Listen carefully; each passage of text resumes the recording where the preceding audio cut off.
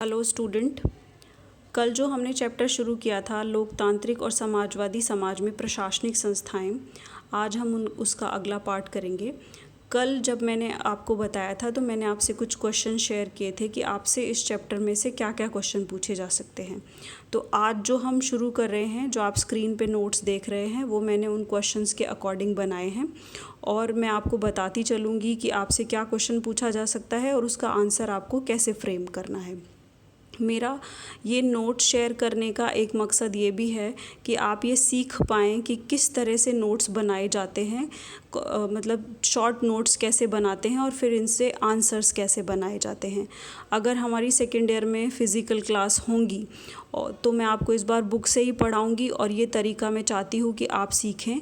जब हम first year में क्लास लेते थे तो मैंने बहुत बार आपको क्लास में बताया कि कभी भी किसी बुक को पूरा नहीं पढ़ना होता है और कभी भी किसी चैप्टर को पूरा याद नहीं करना होता है। उसमें से कुछ चीज़ें अगर आपको सब्जेक्टिव आंसर लिखना है तो उसके अकॉर्डिंग तैयार की जाती हैं और अगर आपको ऑब्जेक्टिव आंसर्स देने हैं तो उसके अकॉर्डिंग पढ़ाई की जाती है। तो अभी आपको इस ग्रेजुएशन में सब्जेक्टिव आंसर लिखने हैं, इसीलिए मैं चाहती हूँ कि मैं आपको उस फ्रेम को समझा पाऊँ। तो अभी आप जो नोट्स देख रहे हैं वो उसके अकॉर्डिंग हैं। तो सबसे पहले हम शुरू करेंगे लोकतांत्रिक समाज से। लोकतांत्रिक समाज में जैसा कि आप स्क्रीन पे देख रहे हैं, पहला है लोकतांत्रिक शासन। मैं आपको 3 फेजेस में ये चीज़ समझाऊंगी, लोकतांत्रिक शासन, लोकतांत्रिक समाज और फिर उसके बाद लोकतांत्रिक समाज की विशेषताएं। तो लोकतांत्रिक शासन दुनिया में इस समय ज़्यादातर देशों में पाया जाता है। जो बड़े बड़े देश हैं जैसे भारत है, संयुक्त राज्य अमेरिका है, इंग्लैंड है, फ्रांस है, जर्मनी है, इन सभी देशों में लोकतांत्रिक व्यवस्थाएं पाई जाती हैं। तो लोकतांत्रिक शासन वास्तव में होता क्या है? लोकतांत्रिक शासन वो शासन होता है जिसमें राज्य के शासन की शक्ति किसी विशेष वर्ग में निहित ना होकर संपूर्ण समाज के सदस्यों में निहित होती है। यानी कि किसी एक विशेष वर्ग के हाथ में शक्ति नहीं होती बल्कि सभी लोगों के हाथ में शक्ति होती है। ये कैसे होती है, ये जब हम विशेषताएं पढ़ेंगे आपको समझ आ जाएगा। दूसरा है लोकतांत्रिक समाज। लोकतांत्रिक समाज कौन सा होता है? हर व्यक्ति को जिसमें समान अवसर मिलते हैं, ये इसकी पहली विशेषता होती है। दूसरा, जिसमें शोषण नहीं होता, समाज वर्ग विभाजित नहीं होता, राजनीतिक, आर्थिक और वैचारिक शक्ति सभी के पास होती है, सभी के विकास की उपयुक्त सामाजिक परिस्थितियां होती हैं, समाज में समानता हर क्षेत्र में व्याप्त होती है। अब देखिए, आपसे प्रश्न पूछा जाएगा, लोकतांत्रिक शासन को परिभाषित कीजिए, लोकतांत्रिक शासन से आप क्या समझते हैं। तो आप अगर आपसे 50 वर्ड्स में क्वेश्चन पूछा जाता है, आप दोनों को मिलाकर लिख देंगे, उत्तर होगा। फिर आपसे पूछा जाएगा लोकतांत्रिक समाज को परिभाषित कीजिए, लोकतांत्रिक समाज से आप क्या समझते हैं, लोकतांत्रिक समाज का क्या लक्षण होते हैं। छोटा क्वेश्चन अगर आपसे पूछा जाए, आप इन परिभाषाओं को मिला के रख देंगे, ये उत्तर बन जाएगा। उसके बाद आता है लोकतांत्रिक समाज की विशेषताएं। लोकतांत्रिक समाज की क्या विशेषताएं होती हैं? उसमें पहली है लोकतांत्रिक शासन। मैं पहले आपको समझा चुकी हूँ, वही सेम चीज़ आपको लिखनी है इसमें कि शासन की शक्ति संपूर्ण समाज में निहित होती है, किसी वर्ग विशेष के पास नहीं होती है। दूसरी विशेषता होती है लिए जाने वाले निर्णयों का आधार खुला विचार विनिमय हो। विचार विनिमय मतलब विचारों का आदान प्रदान हो, और खुला मतलब ओपनली हो, सबके साथ में हो। इसके लिए हमारे यहाँ क्या तरीके अपनाए जाते हैं? हमारे यहाँ इसके लिए नियतकालिक चुनाव होते हैं। नियतकालिक चुनाव का मतलब होता है समय समय पर कराए जाने वाले चुनाव। जैसे हमारे देश में लोकसभा और विधानसभाओं के लिए 5 साल का समय निर्धारित है, तो हर 5 साल में हमारे चुनाव होते हैं। चुनाव वास्तव में विचार विनिमय का एक रूप होते हैं, यानी कि अलग अलग पार्टीज़ अपने कैंडिडेट खड़ा करती हैं, अपना अपना एजेंडा बताती हैं, हम उन्हें सुनते हैं और हम जिसके विचार को अधिक पसंद करते हैं उसे हम अपना नेता चुन लेते हैं। दूसरा, जैसे वयस्क मताधिकार। वयस्क मताधिकार वास्तव में जन सहभागिता का एक उपकरण होता है, यानी कि लोगों को उस विचार विनिमय की प्रक्रिया में कैसे शामिल किया जाए। तो जो भी व्यक्ति विचारशील हो चुका है, यानी कि वो 21 साल का हो चुका है, ऐसा माना जाता है कि 21 साल का व्यक्ति वयस्क होता है और उसमें सही गलत को समझने की बुद्धि विकसित हो चुकी होती है, उस समय वो इस विचार विनिमय में भाग ले सकता है, चुनाव भी लड़ सकता है और अपना मत भी दे सकता है। तीसरी विशेषता होती है निर्णय लेने के आधार संविधान में दिए गए हैं। देखिए, निर्णयों को प्रभावित करने के कई तरीके हो सकते हैं, जैसे धरने, प्रदर्शन, तोड़ फोड़, हिंसा करके भी हम अपनी बात मनवा सकते हैं, लेकिन वो गैर संवैधानिक तरीके होते हैं और इस तरह से बहुत ज़्यादा टकराव की स्थितियाँ भी पैदा होती हैं। इसीलिए हमारे यहाँ डिसीजन कैसे लिया जाए, निर्णय कैसे लिया जाए, इसके आधार संविधान में दिए गए हैं। इसका एग्जाम्पल क्या है, जैसे मताधिकार की पूर्ण समानता, यानी कि सभी को, जो भी कोई 21 साल का हो गया है उसे वोट देने का अधिकार होता है। उसमें लिंग, धर्म, जाति इस तरह के कोई मतभेद नहीं होते हैं।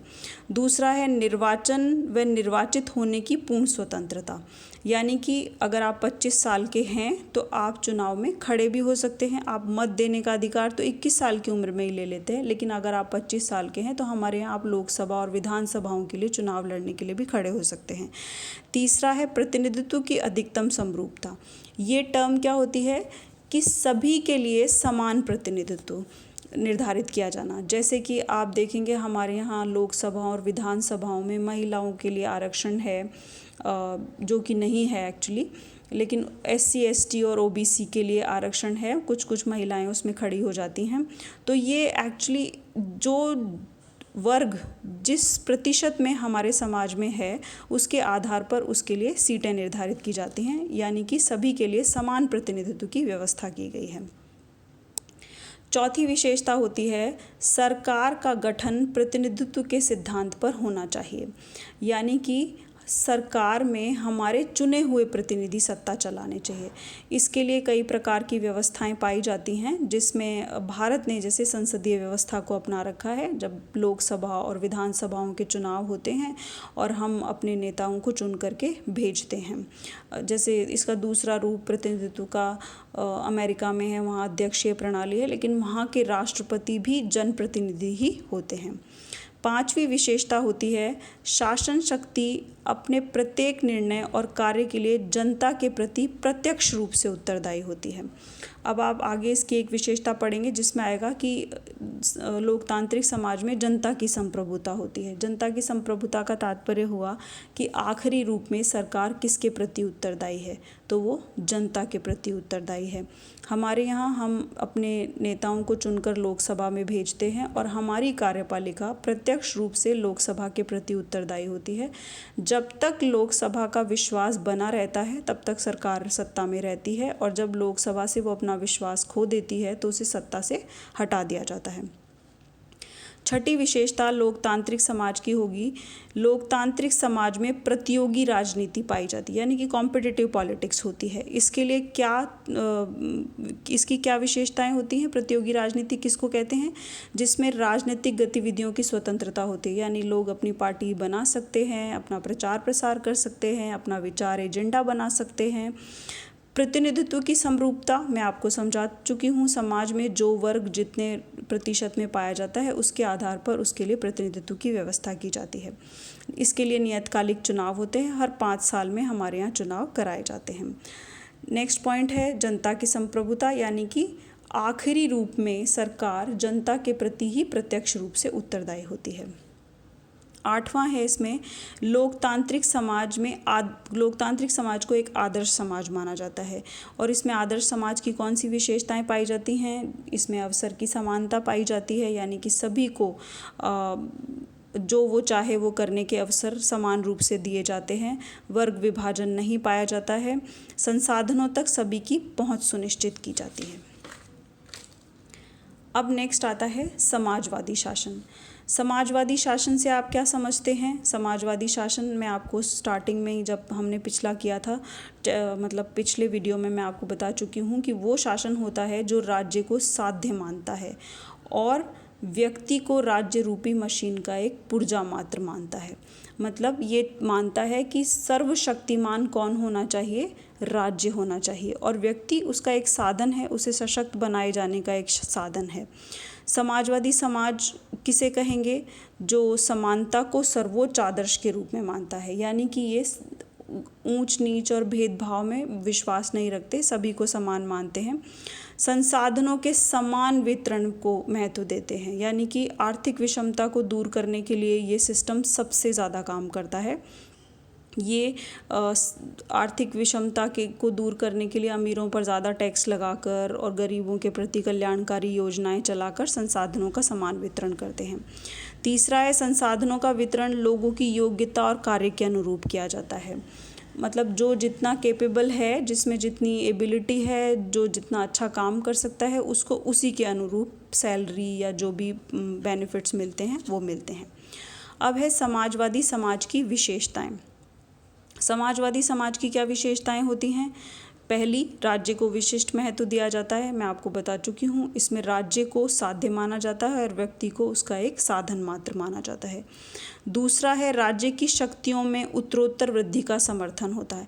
एक्चुअली समाजवादी समाज जो है वो इस विचारधारा पर काम करते हैं कि अगर व्यक्ति का कल्याण करना है तो राज्य को सशक्त होना चाहिए, राज्य के पास इतनी शक्ति होनी चाहिए कि वो फोर्सफुली भी बाकी के लोगों को कंट्रोल करके जो गरीब तबका है, जो वंचित तबका है, जो निम्न तबका है, उसके लिए काम कर सकता है।